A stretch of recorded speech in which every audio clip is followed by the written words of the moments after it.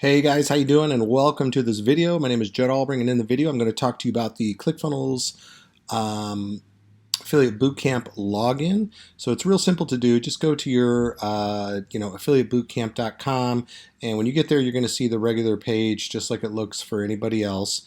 And then all you have to do is scroll down to the bottom and you will see on the right hand side member login. Click on that and you will enter your information. As long as you are already signed up, you'll just do an email and a password. Make sure you don't forget, because it's not always the same as your ClickFunnels account. So depending on what you signed up, maybe you signed up on a different address, but you can always get your password. And if you do have problems logging in, support is really great about it. Go to support also within the ClickFunnels Avengers Facebook group. A lot of times you can ask questions there and get a response a little quicker.